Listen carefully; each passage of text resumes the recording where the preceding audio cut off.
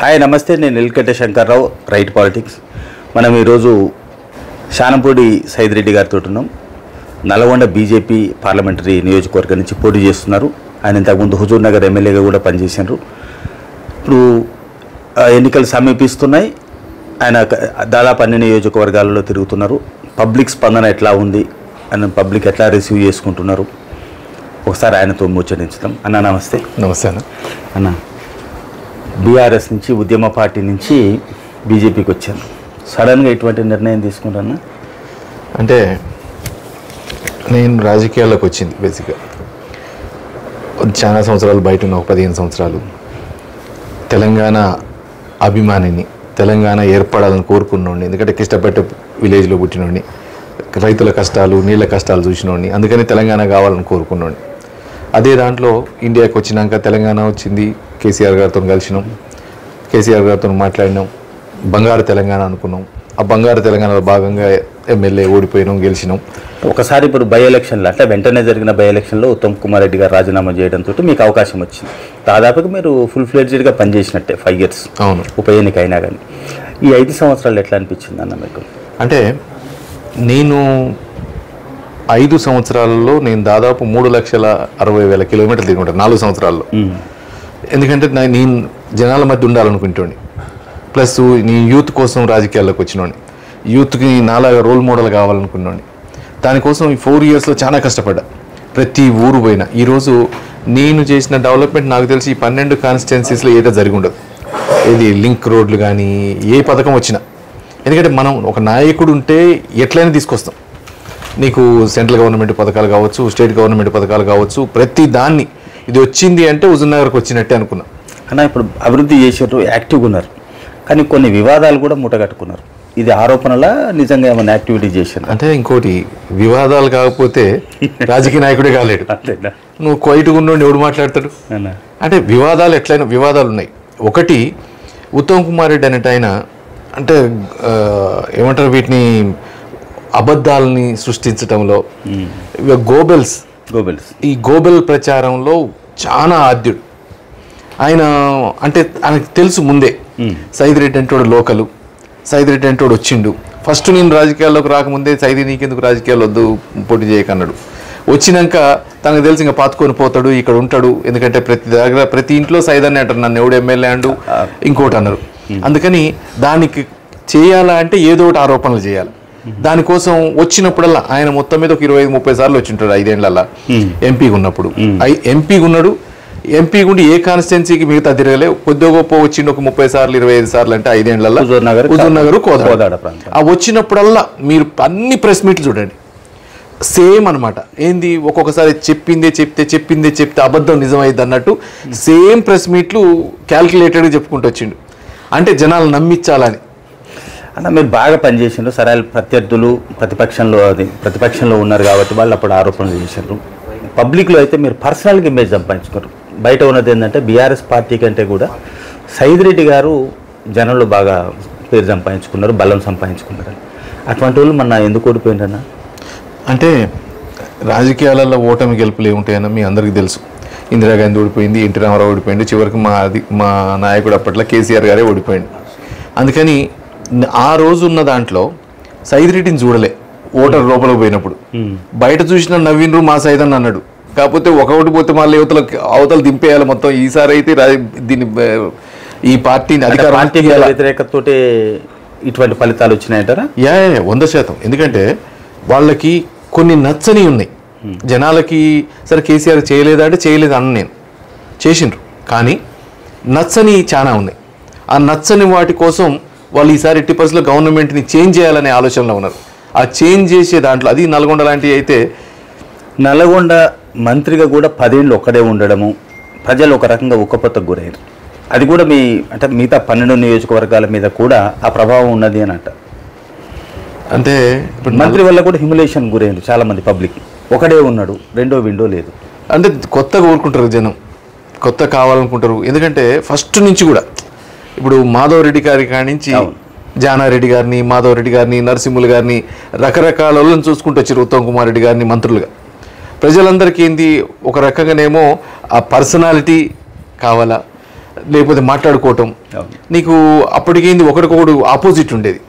జనాలకు న్యూస్ కూడా కావాలి ఎప్పటికప్పుడు. ఒక ఆయన తగ్గుతుండు, ఒక ఆయన పెరుగుతుండు, పోటీ ఉంది. ఎస్పెషల్లీ ఇది ఉద్యమాల గడ్డ నల్గొండ. ప్రతి దాన్ని సునిశ్చితంగా గమనిస్తూ ఉంటారు. ఇంకొకటి స్లేవరీని అసలు తట్టుకోరు. దాంట్లో భాగంగా ఇప్పుడు 10 ఏళ్ళు ఉండేసరికి కూడా కొత్త కావాలనుకుంటారు. మనకేంది కొంతమందికి సినిమా చూసేటప్పుడు పెద్ద ఎక్స్పెక్టేషన్తో పోతాం. నేనైతే జర్నలిస్ట్గా ఇంతకుముందు మాట్లాడినా ఇప్పుడు కూడా నిర్దిష్టమైన అభిప్రాయంతో ఉన్నా. నల్గొండ జిల్లాలో బీఆర్ఎస్ పార్టీ నాశనం కావడానికి జగదీశ్వర్ రెడ్డి కారణం అంట. ఒప్పుకుంటారా మీరు? అంటే నేను మాట్లాడకూడదేమో, నేను అడుగుతున్న సమాధానం చెప్పకూడదు. ఎందుకంటే పార్టీ మారినాక మళ్ళీ ఇప్పుడు నేను ఒకరి మీద ఆరోపణలు, నాకేందంటే అన్న రాజకీయాలలో పర్సనల్గా ఆరోపణ చేయడం ఇష్టం లేదు. ఎంతసేపటి పబ్లిక్ డొమైన్లో ఉందన్న, పబ్లిక్ తర్వాత చాలా రివ్యూస్ కూడా వచ్చినాయి. అందువల్ల నేను అంత నిర్దిష్టంగా అనగలుగుతున్నా. అంతే. మీరు జనంలో ఉన్నారు, నేనేమో ఒక పక్కనే ఉన్నా.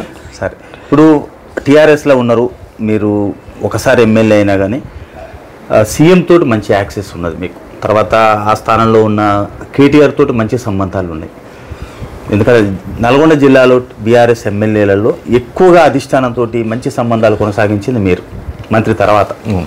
మంత్రి కంటే కూడా అని అంటారు, చాలా దగ్గరగా అయ్యారు కేటీఆర్. అట్లాంటి వాళ్ళు సడన్గా పార్టీ మారినారు. అప్పుడు కేటీఆర్కి ఇట్లా ఏమన్నా మాట్లాడలేదు? అంటే నేను తెలంగాణ ఉద్యమం తర్వాత తెలంగాణలో రావటం, ఎమ్మెల్యే కావటం, ఎమ్మెల్యే అయినాక అసలు నేను పని కూడా మంచిగా చేసిన, పని చేయటం. కానీ నేను ఏమనుకున్నా అంటే రీజనల్ పార్టీస్, ఇప్పుడు నేను బయట 15 సంవత్సరాలు బయట ఉండొచ్చినోడిని, యునైటెడ్ నేషన్స్లో పనిచేసినోడిని, మొత్తం ప్రపంచమే ఒక ఊరు అనుకుని నమ్మినోడిని. కానీ వీడికి వచ్చినాక మనం ఎంతసేపటికి ఒక చిన్న నేరో మైండెడ్గా పనిచేయడానికి ఉన్నది. కానీ ఇది కాదు నేను చేయాల్సింది. నాకున్న ఎక్స్పీరియన్సు, ఎక్స్పర్టైజు ఎట్టి పరిస్థితుల్లో ప్రజలకు ఉపయోగపడాలి.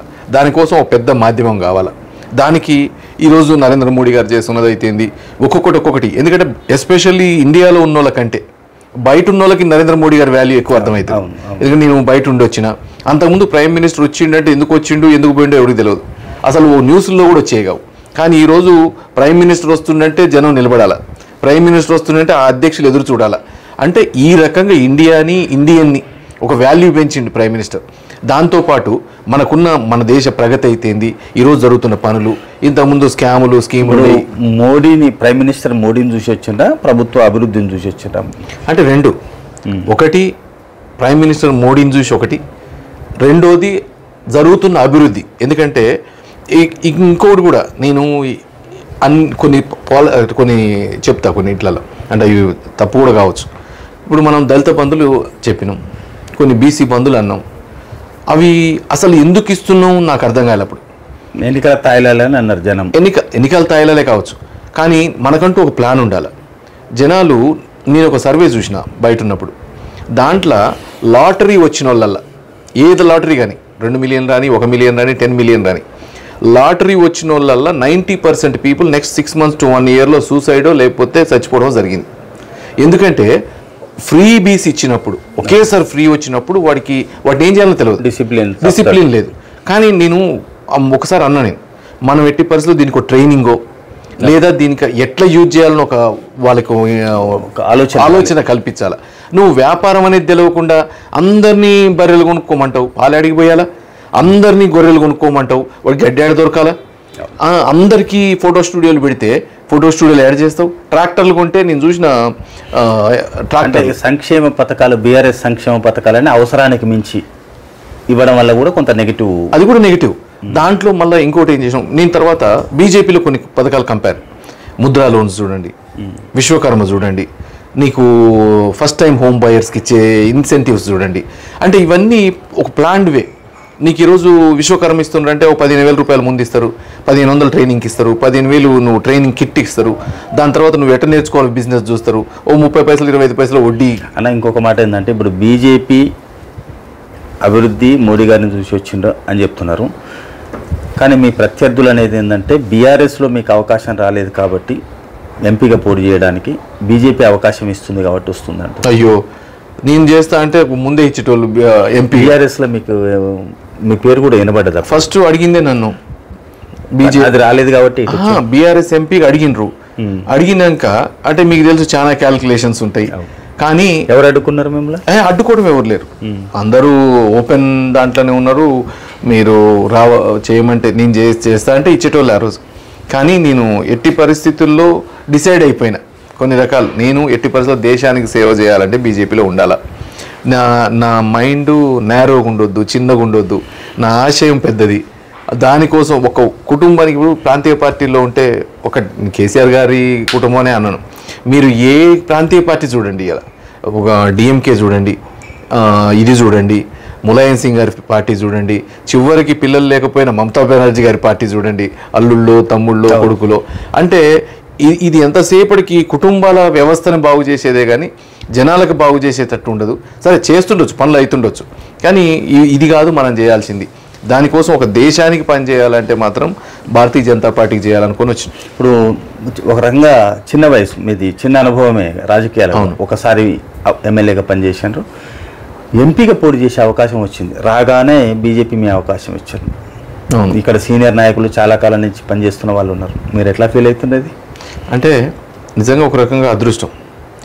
నేను ఈ టైంలో, ఎందుకంటే మా సీనియర్ నాయకులు కూడా గొప్పోళ్ళే, ఎందుకంటే నన్ను యాక్సెప్ట్ చేసినందుకు. వాళ్ళు కూడా ఈ 30-40 ఏళ్ల నుంచి పార్టీని పట్టుకొని ఉన్నారు. వాళ్ళు ఆశించడంలో తప్పులేదు. కానీ ఇక్కడ పరిస్థితి ఎట్లుందంటే, అంటే నేను రాగానే నన్ను తీసుకోవటం, ఎమ్మటే టికెట్ ఇవ్వటం, ఇచ్చినాక కూడా ఒక్కళ్ళు కూడా వ్యతిరేక నాయకులు, ఇప్పుడు జిల్లా నాయకులు సహకరిస్తున్నారా మంచిగా? అంటే అదే చెప్తున్నా, వ్యతిరేకంగా. ఎందుకంటే ఇది మంచి టైము. ఇప్పుడు భారతీయ జనతా పార్టీ ఎవరు చేసినా గెలుస్తుంది అనే మూమెంట్ వచ్చిన టైము. అందుకని ప్రతి ఒక్కరికి ఉంటుంది చేయాలని. ఎట్లా ఉందన్న ఇప్పుడు 7 నియోజకవర్గాల్లో తిరిగిన దాదాపుగా? ఎట్లా అంటే మీరు ఇంకా జనంలోకి లోపలికి పోలేదు, మీరు ఎంత కార్యకర్తల వరకే? కార్యకర్తలకి కొద్దిగా మధ్య మధ్యలో చాయ్ పే చర్చలని, వాకర్స్ అని. ఎట్లా స్పందన ఎట్లా ఉంది? చాలా బ్యూటిఫుల్ ఉంది. అంటే నేను బై ఎలక్షన్స్లో పోటీ చేసినప్పుడు, మేము వచ్చేటప్పుడు అనుకుంటూ వచ్చినాము రామరాజు వాళ్ళతో, బై ఎలక్షన్స్లో పోటీ చేసినప్పుడు ఏ రకమైన జనాల్లో ఉందో వాతావరణం, హుజూర్ నగర్ బై ఎలక్షన్లో చేసినప్పుడు ఏ వాతావరణం అవుతుందో ఆ వాతావరణం. మేము ఇందాక దవేశ్వరపురం టెంపుల్కి పోయినాం. పోతే ఒక ముసలమ్మ, ఆమెని ఒట్టిగానే అడిగినాం, అమ్మ ఎవరు కోటేస్తామని. ఇంకెవరికి వేస్తాం, మోడీకి అన్నది. అంటే నేను ఒట్టిగానే మా వాళ్ళు చూసి అన్నదిలే అనుకొని ఏ గుర్తుకి వేస్తామన్నా అంటే ఆమె గుర్తు అని పువ్వు గుర్తు అంటుంది. అంటే ఒక చదువు లేని ఒక ముసలమ్మ కూడా ఈరోజు మోడీ గారు పువ్వు గుర్తు అనేది వచ్చింది ఊర్లో. అందుకని అట్లా ప్రతి ఊర్లో ఇప్పుడు మీ ప్రత్యర్థి ప్రధానంగా బీఆర్ఎస్ వీక్ అయింది. బీఆర్ఎస్ గురించి పెద్ద చర్చ ఏం లేదు ఇప్పుడున్న పరిస్థితులలో. మీ ప్రత్యర్థి ప్రధానంగా కాంగ్రెస్ అభ్యర్థి జానారెడ్డి, సీనియర్ నాయకుడు, ఆయన కొడుకు రఘువీర్ రెడ్డి, వాళ్ళ సంపన్నులు అనేది కూడా పేరుంది, వాళ్ళ ప్రభుత్వం కూడా ఉంది. మీరు ఢీకొనగలరా? అంటే ఇప్పుడు మీరు నాకంటే మీకు అనుభవం ఎక్కువ. ఒక్కసారి ఒక తుఫాన్ వచ్చినప్పుడు ఏది కూడా ఆగవు, పెద్ద పెద్ద బిల్డింగ్ లాగవు, చిన్న గుడిసెలాగవు. ఈడ పరిస్థితి అంతే ఉంది. ఇప్పుడు డబ్బులు, పలుకుబడి, అది కూడా ఒక మైనసే వాళ్ళకి. ఎందుకంటే ఈరోజు వారసత్వాలు, ఇప్పుడు కేసీఆర్ గారిని ఎందుకు వద్దన్నారు? ఇదే కారణం. ఏమని మీరు మొత్తం కుటుంబ పాలన అయిపోయింది అనే దాంట్లో ఈరోజు ఎట్టి పరిస్థితుల్లో పంపించాలనుకుంటారు ప్రజలు. ఈరోజు అదే పరిస్థితి రాహుల్ గాంధీ గారి దగ్గర నుంచి చూసుకుంటే రఘువీర్ దగ్గర వరకు ఎంతసేపటికి వాళ్ళకి కుటుంబాలు ఆస్తులు పంచిచ్చినట్టు నియోజకవర్గాలు పంచుతూ ఉన్నారు. అది జనాల్లో బాగుంది ఇప్పుడు. అంటే ఎంతసేపు అన్నదమ్ములు, భార్యాభర్తలు, అన్నదమ్ములకి వీళ్ళకైనా అది నువ్వు ఎంత డబ్బులున్నా ఏదున్నా జనాలలో ఒక వేవ్ ఉంది ఇప్పుడు. అది ఎట్టి పరిస్థితుల్లో కొత్త అవకాశం. కుటుంబ పాలన మీద వ్యతిరేకత ఎంతసేపటికి వీళ్ళేనా అని కాంగ్రెస్లో కూడా అదే చర్చ ఉంది. ఏది ఇప్పుడు వేరే వాళ్ళకి లేదా అవకాశాలు అంటే వీళ్ళేనా, అందుకని అదొకటి ఉంది.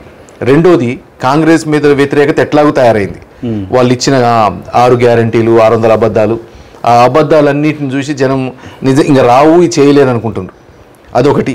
ఇక మూడోది బీఆర్ఎస్ పార్టీ లేదు, ఇంకా ఓటింగ్ అంతా కూడా అట్లీస్ట్ బీజేపీకి మూవ్ అయ్యి. బీఆర్ఎస్ వాళ్ళంతా మీకే సహకరిస్తున్నట్టు కదా ఇప్పుడు మాజీ ఎమ్మెల్యేలు, అక్కడ ఉన్న గట్టి నాయకులందరూ. నిజమా అది? అంటే నాకు పార్టీ లైన్ అని కాదు, వ్యక్తిగతంగా మీకున్న సంబంధాలతోటి సహకరిస్తూ మేము గెలిచే పరిస్థితి లేదు కాబట్టి సైదాన్ని నన్ను గెలిపిద్దామనే ఆలోచనలతో ఉన్నారు అని. నిజమేనా అది? అంటే నాకు తెలియదు నాకు ఇంకా. కానీ బీఆర్ఎస్లో ఉన్న వాళ్ళకి మాత్రం ప్రేమ ఉంటుంది నేనంటే. ఎందుకంటే దాంట్లో నుంచి వచ్చిన వాళ్ళే కదా, దాంట్లో వచ్చిన వాళ్ళం, కలిసి ఉన్న వాళ్ళం, కలిసి తిరిగిన వాళ్ళం జనాలకు కూడా. ఎందుకంటే మీటింగ్లో పోయినా, ఎక్కడికి పోయినా సైద్ రెడ్డి అంటే బీఆర్ఎస్లో తెలుసు. అందుకని వాళ్ళు మేబీ సైదిరెడ్డి అంటోడు ఉంటే మా ప్రతినిధి కూడా ఉంటాడు కదా అన్నట్టు ఉంటుంది కదా బీజేపీలో. బీఆర్ఎస్ ప్రేమ అనేది మీకు ఉన్నది, బీఆర్ఎస్ వాళ్ళకి నా మీద ప్రేమ ఉంటుంది. మరి కాంగ్రెస్ వాళ్ళకి ఎందుకు ఉందన్న మీ మీద ప్రేమ? కాంగ్రెస్ సీనియర్ నాయకులు చాలా మంది కూడా మీకు సానుకూలంగా ఉన్నారు అనేది వినబడుతుంది. మీరు మాట్లాడినరా లేదా నాకు తెలియదు. అంటే కాంగ్రెస్ సీనియర్లకి ఎట్టుందో నాకు తెలియదు. సిట్టింగ్ ఎమ్మెల్యేలు కూడా చాలా మంది మీతో టచ్లో ఉన్నారని. అమ్మో, అంటే టచ్లో అంటే పార్టీ లేదు వాళ్ళది మాత్రం అధికారం ఉన్నారు. అదే అంటున్నా, టచ్ అంటే ఇప్పుడు బయట ఉన్నది.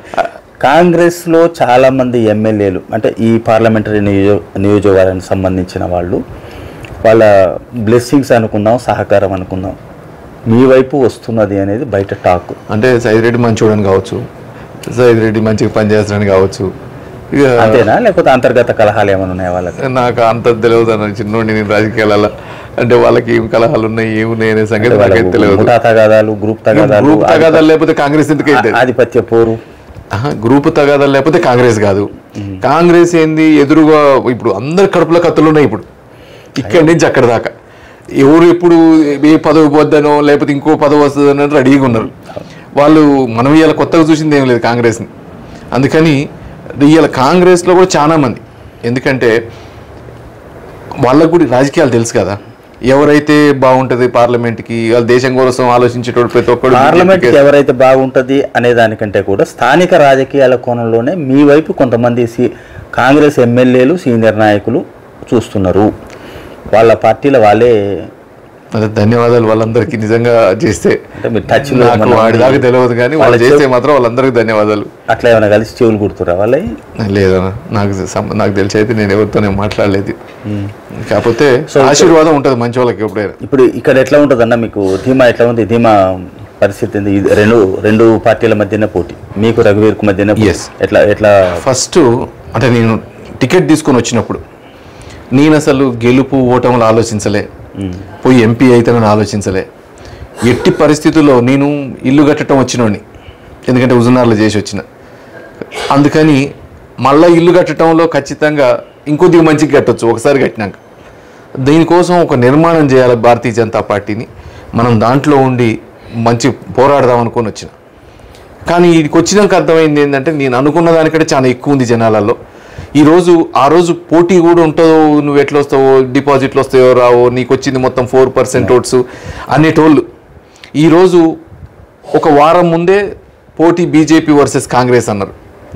లాస్ట్ 2 రోజుల నుంచి బీజేపీ గెలిచినా గెలవచ్చు అంటున్నారు. ఇక ఆ గెలిచినా గెలవచ్చు కాదు, గెలుస్తుంది అనేది అయిపోయింది. ఇక ఈరోజు అంటే జనంతో ఉన్నారు, అది మాతోటి ఉన్నారు.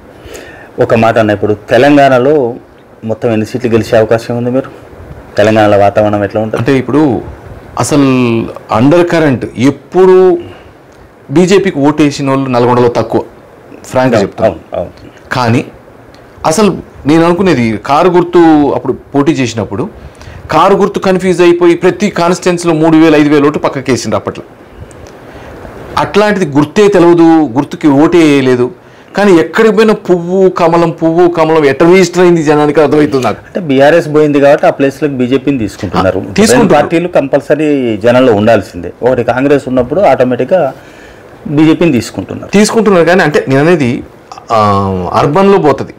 అర్బన్లో నీకు ఎట్లాగో వాళ్ళకి గుర్తులు తెలుసు. ఇంతకుముందు ఇప్పుడు సూర్యాపేట అయినా, నల్లగొండ అయినా, మిర్యాలగూడెం అయినా ఎప్పుడో ఒకప్పుడు మున్సిపల్ చైర్మన్ ఎన్నికైనాయో లేకపోతే ఎంపీగా దగ్గర దాకా ఓట్లు పడ్డాయో టౌన్లలో మంచిగా ఉన్నాయి.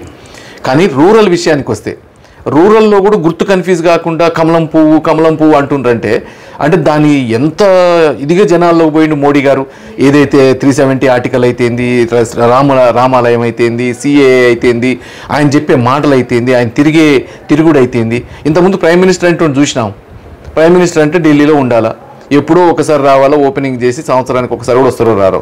ఒక నెలలో 5 సార్లు వచ్చిన ప్రైమ్ మినిస్టర్ తెలంగాణలో ఎప్పుడైనా చూసినాం. అంటే ప్రతి గల్లీకి ఇలా ముఖ్యమంత్రికి ఎంత తెలియదు. నాకు తెలిసి కేసీఆర్ గారు ఎన్నిసార్లు వచ్చిండో 5 ఏళ్లలో మోడీ గారు ఎన్నిసార్లు వచ్చింటాడు తెలంగాణకి బయటికి. కేసీఆర్ ఎన్నికల టైంలో వచ్చిండుగా. అదే అంటే నేను అనేది బయటికి రావటానికి. అందుకని మోడీ గారు యాక్సెస్. కేసీఆర్ నాకు తెలిసి ఆపద ఉన్నప్పుడు, అవసరం ఉన్నప్పుడు 2 సార్లే వచ్చిండు. మన కాంగ్రెస్ వచ్చిన తర్వాత 2 సార్లు వచ్చిండు. అప్పుడు అంతకుముందు 2014-18లో వచ్చిండు. ఓట్లకు వచ్చిండు, లేకపోతే మన ఇంట్లో ఉక్కపోతకు వచ్చిండు. 2 సార్లే వచ్చిండు. అందుకని నేను అనేది ఇంత గొప్పగా జనంలోకి వచ్చింది, జనంలో కలిసింది. ప్లస్ ఈరోజు ప్రతి ఒక్కళ్ళకి ఎట్లుందంటే మోడీ గారు అంటే ఈ దేశం కోసమే పుట్టిండు, భార్య లేదు, పిల్లలు లేరు, ఇక మొత్తం తన జీవితమే దేశానికి అంకితం చేసిండు. నేను అంతకుముందు ఎంతసేపటికి సరే రామాలయం కట్టిండు, 370 ఆర్టికల్ ఇవేమో అనుకున్నా. కానీ నేను మామూలుగా ఊర్లలో తిరిగినప్పుడు సాధారణ ప్రజలు అనేది ఏంటంటే ఒక్కటి తన కోసం ఏం లేదు, మొత్తం జీవితం అంతా క్లీన్ గవర్నెన్స్, దేశం కోసమే బతుకుతుండు అంటే ఈ యాంగిల్ ఎక్కువ పోయింది. ఇప్పుడు కాంగ్రెస్ వస్తే మళ్ళీ కథమైపోద్ది, ఇది మళ్ళీ మొత్తం దోపిడీ చేస్తారు, దోసుకోవడం తప్ప కాంగ్రెస్కి తెలియదు. ఇక రాహుల్ గాంధీని అయితే ఎదురుగా చూసే పరిస్థితి లేదు. అందుకని ఇక మోడీ గారేనే లీడర్గా యాక్సెప్ట్ చేసిన ప్రజలు. సో మొత్తం మీద ఈ ఎన్నికలలో నల్గొండ కాన్స్టిట్యున్సీ నుంచి మీరు ధీమాతో ఉన్నారు. ఇక నల్లగొండ ఈసారి ఎట్లుందంటే 400 సీట్లు వచ్చేది గ్యారంటీ, దాంట్లో నల్లగొండ ఉండేది గ్యారంటీ. అంత వేవ్ ఉంది ఇప్పుడు ఈ నల్గొండలో, ఏ మూలకు పోయినా. ఒకప్పుడు ఈవెన్ హుజూర్ నగర్, కోదాళ్లలో బీజేపీ ఎప్పుడు 3000 ఎక్కువ పడలే ఓట్లు. కానీ ఈరోజు అట్లా ఆ పరిస్థితి లేదు. ఎక్కడికి పోయినా నీకు ఈరోజు మనం ఒక మంచి గెలిచే ఊపులో ఉంటే ఎట్లుంటుందో ఆ పరిస్థితి ఉంది ఈరోజు. ఓకే అన్న, థ్యాంక్ యూ. Thank you.